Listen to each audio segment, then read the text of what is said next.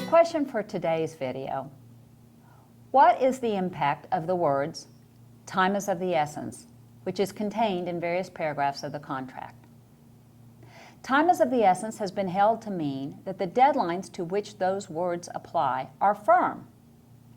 Failure to meet those deadlines mean that the consequences for failure to meet those deadlines take effect without further action.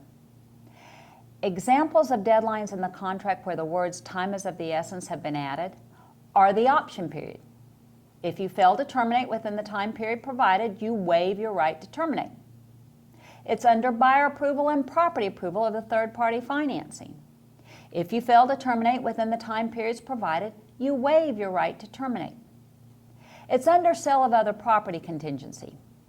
If you do not receive your proceeds from your sale or waive that contingency within the time specified, the contract terminates.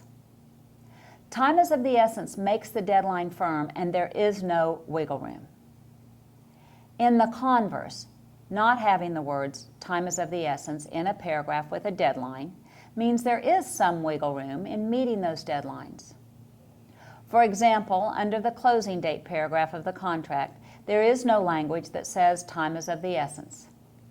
Technically, a buyer or seller who fails to meet the closing deadline is in default, but since "time is of the essence" is not stated in the paragraph, if one party misses the deadline, then the other party must give notice of default and a reasonable opportunity within which to cure that default.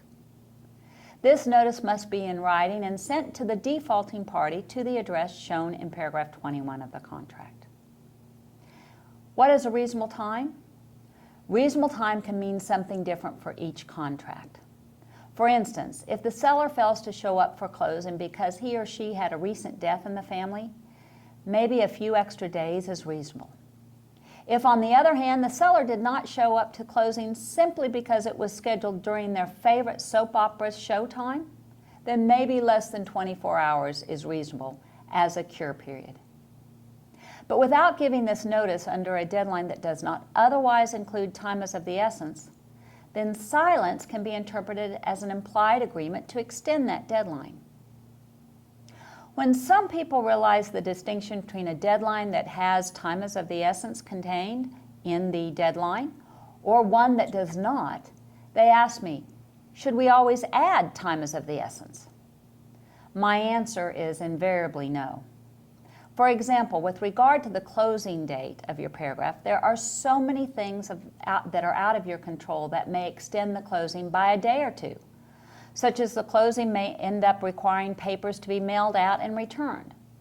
Or the funding wire from the lender goes out late in the day so can't be received by the title company in time to fund the closing the same day. Time is of the essence would cause unintended consequences under that paragraph. Time is of the essence appears in limited places throughout the contract and the addenda. The language is inserted where it makes sense. For everywhere else, I do not recommend adding it.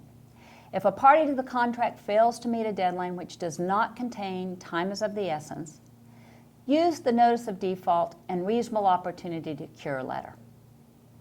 I hope this makes sense. If you have other topics you would like me to address, please send the suggestion to tipoftheweek@allegiancetitle.com. Thank you.